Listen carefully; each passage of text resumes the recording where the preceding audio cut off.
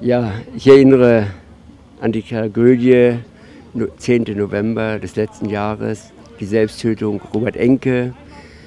Der DFB, die DFL und Hannover 96 haben die Robert-Enke-Stiftung gegründet. Einmal mit dem Ziel, die Erinnerung an Robert Enke wachzuhalten, denn er war ein super Torhüter und er war ein Sympathieträger.